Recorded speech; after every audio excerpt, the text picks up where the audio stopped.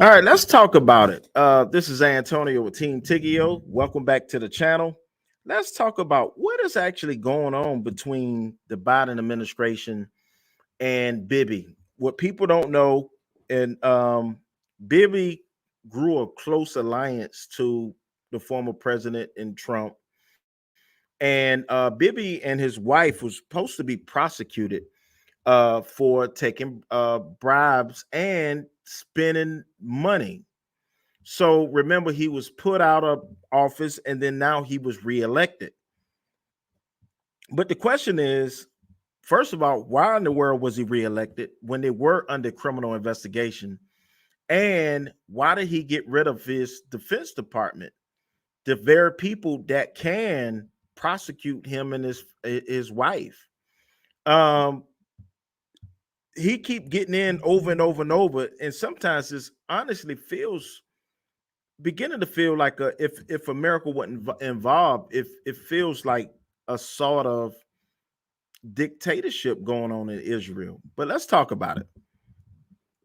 President Biden urged Prime Minister Benjamin, not let's say Bibi, in a strong private message to halt his government's judicial overhaul just hours before Bibi went on television and announced the suspension of the controversial plan, according to two U.S. sources brief on the issue.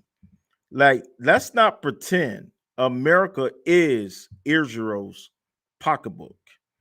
And what you don't want to do is make America mad, because if you do such an act, then you would know firsthand who holds the pocketbook for Israel. And it's definitely America. But let's keep going. Why it matters. The White House for months have called on Bibi to ensure that there was a broad census around the plan, but the private message reflects the tensions between the two allies. Um, I don't know if it's an ally the way that he's behaving, but let's continue because this may not be and from an ally point of view, right? The White House for months have called on, but the private message reflects the tensions between the two allies. Just how worried Biden was and how engaged he became in trying to convince the Israeli leader to stop the legislation. Behind the scenes, Bibi decision late Sunday to fire Defense Minister Yoav Gallant alarmed the White House and set in motion a flurry of consultations about possible U.S. reactions, a U.S. official said. One idea was to cancel Bibi's invitation to participate in Biden's virtual democracy summit this week if the prime minister didn't halt the legislation, a U.S. source said.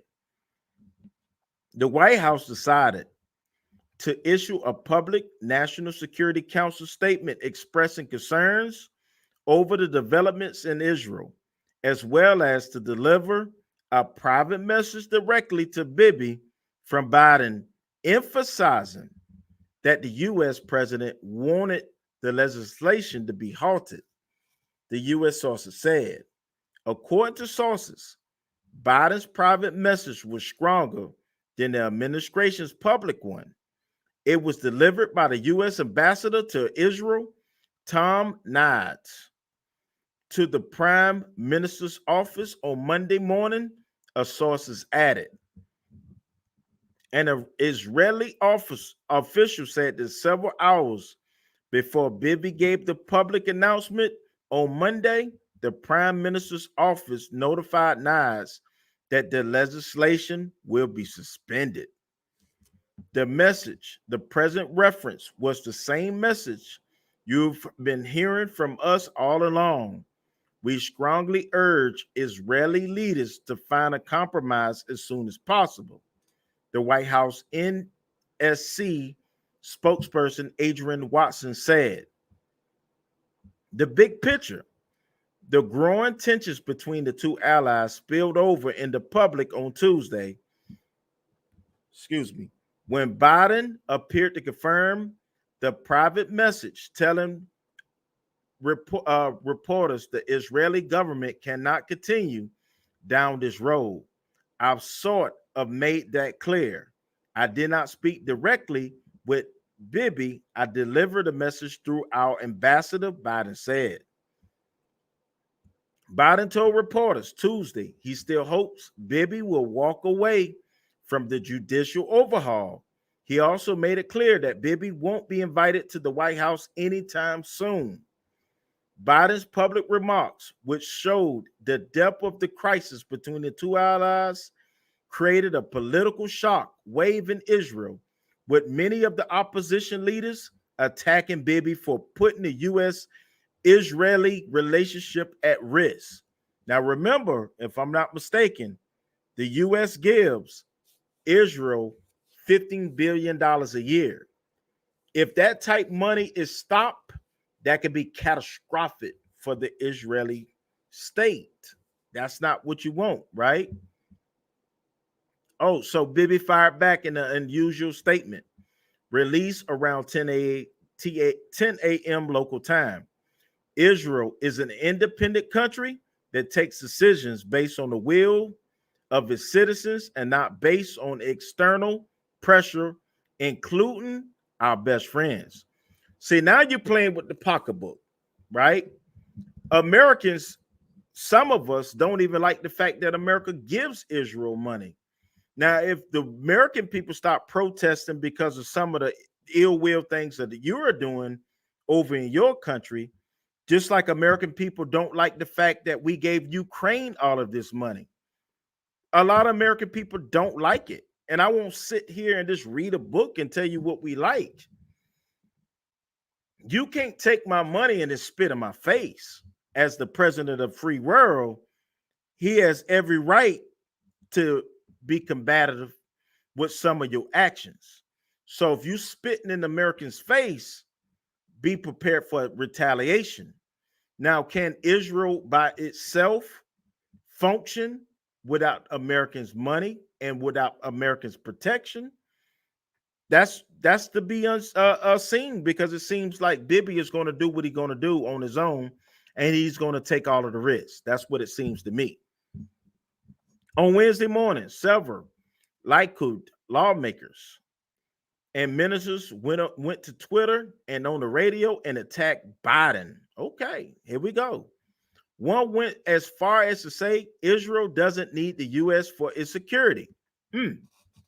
Now we see what's going on. All right, so I need to copy this, because in my mind, you were spitting in the face of the American people. Now, I'm not going to be the only American to feel that way, because if you're going on your platforms attacking American people, how would it feel for the Biden allies in return to start attacking you, right? Now, that won't be the greatest thing that we need to do. And for Israel, who's probably about the size of the state of Georgia, to say that they don't need America's protection, it's all political from this point, right? America is not going to turn it back on Israel, but you need to watch what you say, because your enemies are definitely looking at you. And if America turns its back on Israel, can you defend yourself from all of your enemies? Because America, we can't even defend ourselves from our own enemies. So you got to walk the fine line here, right?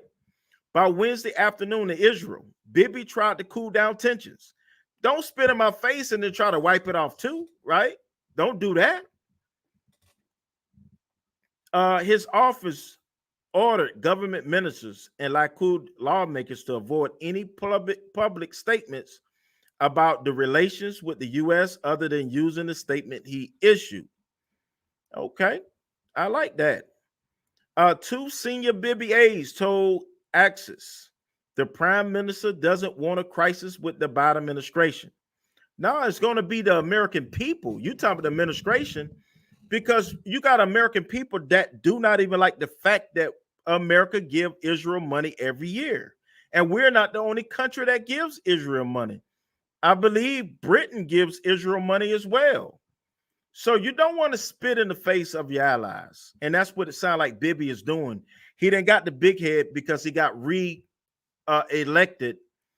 And now the people that didn't support him, he's trying to fire these people.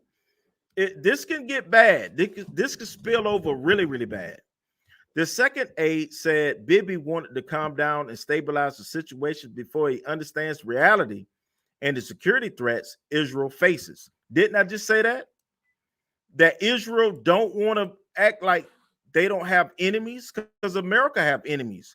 And if Israel sit around and act like they don't help, you got to realize you got people or countries that's sitting on the, we no longer support Israel. Would America, I don't believe America would say such a thing, but I'm telling you, this is what, if I was an enemy, this is what I would be doing. I'm not an Israel enemy of anybody. I'm just reporting the news. Let's keep going. Bibi continued to play down the crisis during his speech at the Democracy Summit on Wednesday. Israel and the U.S. have had their occasional differences, but I want to assure you that the alliance between the world's greatest democracy and a strong democracy in the heart of the Middle East, Israel, is unshakable. I disagree with that BS. You better watch your tone, because Biden is itching for a scratch, right? That's not what we want, but he's itching for a scratch. Bibi said said he announced a pause in the legislation of the judicial overhaul to give a chance for getting a broad consensus. We need to move from protest to agreement, he said. What they're saying, Dan Shapiro, a former U.S. ambassador to Israel, who's now a fellow at the Atlantic Council, told Access that Biden is Bibi's old friend and a deeply committed ally of Israel, but he has left no doubt of what is at stake in the judicial overhaul. Israel's security, economy, and reputation as a democracy with the checks and balances of an independent judiciary. This is turned into, in my opinion, a communist country once you get rid of your checks and balances. And what the Biden administration is saying, if the U.S. can't get rid of ours, just like President Trump threatened to do it here, you doggone show ain't gonna do it there. And I believe that's the way the Biden administration is feeling. That can damage U.S.-Israel relations, but also U.S. interests, Shapiro said. He added that the U.S. measures likely helped convince Bibi to put the legislation on hold, but the possibility remains that the negotiations for a consensus reform could fail, and the overhaul that guts the Supreme Court could pass at any time. Under those circumstances, a meeting between Bibi and Biden, whose presidency is defined by defending democracy, is a very difficult to manage, Shapiro said. So thank you for everybody who's sticking around. What I'm saying is, this is not good for the Bibi administration, because if you're trying to sack your judicial party when you need your checks and balances and you are going against the grain, then what it's going to do is put a strain of your biggest and oldest ally. Remember, Israel was birthed in 1942, right? So America has been in lockstep with Israel, just like Britain, and I believe some other countries took part in establishing that part of the country. And what they do not want to do is to spit in the face of your greatest ally and then try to wipe off the spit at the same time. Now, Leave it in the comments how you feel about this. This is Antonio with Team Tiggio. Please like, comment, and subscribe. And once again, we will see you in the next video.